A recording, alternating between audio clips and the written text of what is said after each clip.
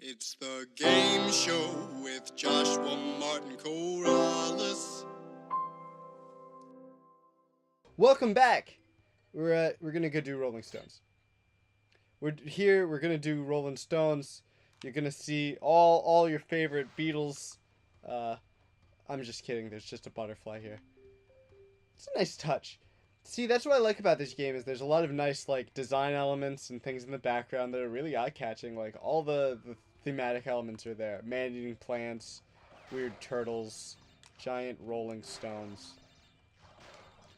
I think it's like what's really fascinating. What people really liked about this game series is it remained the same.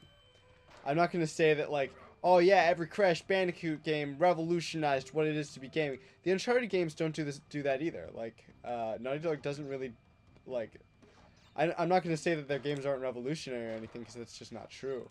But what is true is that the games don't design themselves revolutionarily.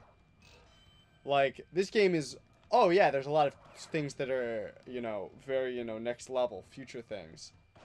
But then there's also many aspects of this game that, are like, kind of goofy fun elements. And those goofy fun elements, a lot of them turned out to be what attract us to these games again and again. And in between Crash Bandicoot games, what really developed wasn't like, oh man, they've added so much stuff, or like, this game has gotten so much better, but kind of just this sense of, like, hit all the explosions. We'll never know it was there. But more so this sense of that the design had just been more completed.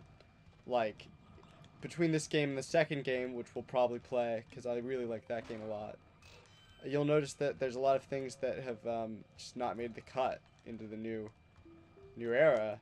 But there's also a lot of things that really, like, flesh out the design further. Like, why can't Crash Bandicoot, like, crouch down? Why can't Crash Bandicoot slam down onto things instead of just jumping on them? Like, is it all have to be so Mario-y? I think we got that. I think we got that aspect. So, that's convenient. I was just about to complain. Guys. I was about to be like, oh, I like how I just destroyed my only way to get... I will complain is that apparently you can get the Aku Aku mask interrupting your own fucking magical dance.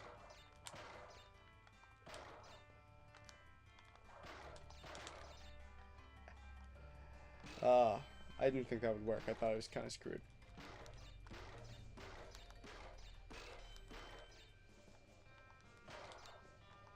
Alright, just get into these. You don't see a lot of these, like, that's another thing, is the jumpy crates. Like, they put them here in the bonus levels like this, but in the normal game you don't see them so, like, close together. That was just kind of like the whole good thing about them. Yeah, there's a lot of good things about this game. As you can tell, I love it. I'm having a grand old time playing this game. Or I am for now. Oh, I am for now. We'll see when we get to the ruins. Once we beat Ripperoo, like, it's a whole can of worms. Once we're, like, halfway through the game, Joshua completely shuts down. Becomes a crying little baby. And, I'm not saying that that's gonna happen. I'm just saying that it has happened to me when I'm playing this game. And I really want to see if we can get it on camera. That's all I'm saying. Oh, I didn't get the third guy head. Oh. Well, there's nothing you can do. Honestly, if I'd gotten Embryo's third head, would I have been able to, accomplish anything? No. I think all those 7... I don't know if bonus rounds count towards box totals. I'll tell you guys the truth. I don't know. I'm just not sure. Oh, hog wild! We're going hog wild, folks. Hog wild. See, this is a precursor to a lot of great stages in this game. A diversity of gameplay is what's really made these games, like, unforgettable. Is like, you remember running away from the boulder, you remember the platforming, you remember side to side, up and down platforming. You also remember, like, getting on your warthog and riding through the spike forest. But like I said, it's such a... Well, there's such a consistent design, there's such, like, an interesting eclecticness of design also. Like, we see all these things that are very samey, but at the same time, God, I suck. At the same time, you see these things that are just like, oh yeah, that makes sense, but also, I thought this was a platforming game. Why am I on riding a hog now? You're riding a hog because it's fun, and the game designer thought it would be interesting to put that in this game. And that's what I really like about these games, is they've got that free spirit of design. Like in Crash Bandicoot 2, they're jetpack levels, man. Jetpack! Got a jetpack in that game. Isn't that insane? I really enjoy that one way more than this one. That's a game I can actually...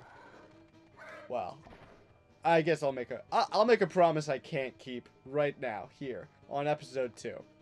I'll probably beat Crash Bandicoot 2. Probably beat the final boss. Like I said, the secrets are out of control. If someone, like, sends me a list, or if someone's, like, gives me all the shortcuts to get that shit, maybe. Because I know for a fact that there are, like, weird shortcuts in this game. Like, jump down a pit in level 2 to emerge in level 27. And you're like, there are only 25 levels in this game. And they're like, don't be an idiot, Joshua. There are 27 levels. I just told you that by introducing you to level 27. Just jump down a premature pit. It's like... It's so classic video games to have stuff like that, though. Like, stuff that, like, I wouldn't know this if I didn't know this. Or, you know, I figured this out once, and now I, you know, jump down every single pit in the game just to ensure that, you know, this wasn't a consistent design element.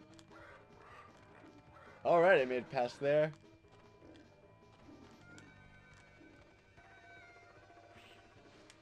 Yeah, if I hadn't died, I would have gotten a perfect on that one. I'm pretty sure I got all the boxes.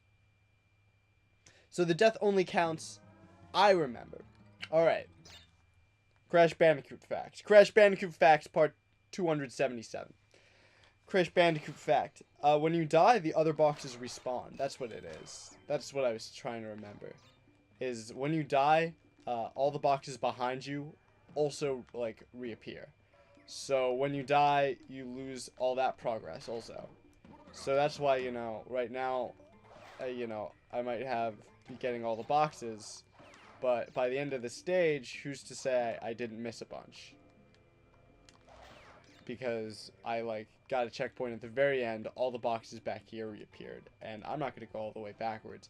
Because going backwards is not the design in this game. Going backwards is not what they want you to do. So, because of that, it's hard to do it.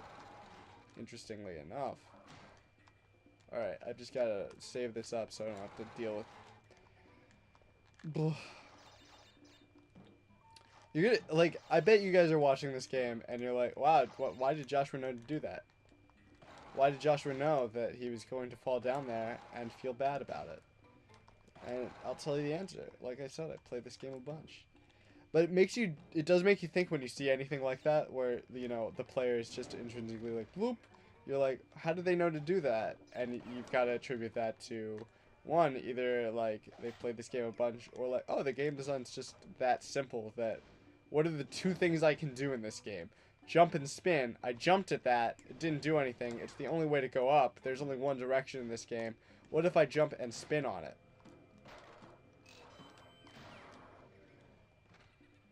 I've been trying to be careful in this level because this is a level where I usually lose a lot of lives. So I'm trying to, you know, make this special for you guys. Conserve some energy, conserve some spiritual energy here. Not die very early in this game in pitiful ways. I'm not saying that I won't be dying later in pitiful ways, but let's try and minimize it here, because at this point in the game, you guys, you're like, I don't really know this guy. I don't really know what his shtick is. I do know that he, you know, murdered himself in a very clear way a few times, but besides that, I don't know anything about this guy. So I'm trying not to be like that. You guys turn on this channel, you turn on a video, Joshua dies 800 times. No. No. It's too embarrassing. Even though the enemies on these levels specifically are hard. Like, these guys are very annoying. Like, you know, you're in control of the situation once you get on top of them. But before you get on top of them, as is clear, you are not in control of the situation in any way. Oh, you guys ready to see something risky?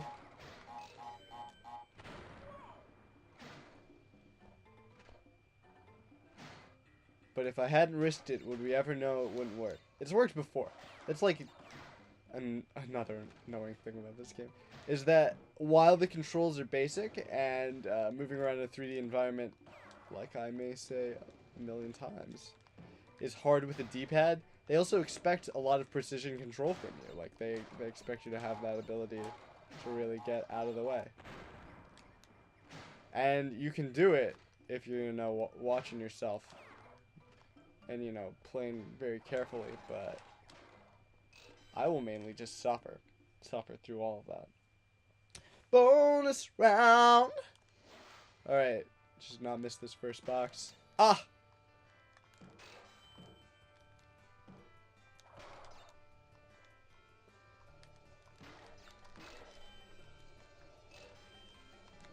%. That's good. That's like a fifth, guys. It's a lot of good skill. Oh, we're in the 11-minute mark, guys. Time moves so fast when you're just enjoying the sweet, sweet sounds and sights of Crash Bandicoot and my voice. You know, we've spent so much time together, and I don't really know anything about you. For example, what's your favorite color? Blue? I disagree. I'm sorry. I'm going to have to disagree with that. I'm going to have to take a no. Just like I'm going to have to disagree with my previous proclamation that the episode is going to run 10 minutes. It's going to run 10 minutes-ish. We're going to see. I'm going to try and get to the end of this level, and then that's when we're going to call it a day. I, like, would cut now, but I'm not really so strict. I'm not really, like... you see with the schedule. I'm not really so strict. So, it's okay if some episodes go over. You know, I'm doing this for fun.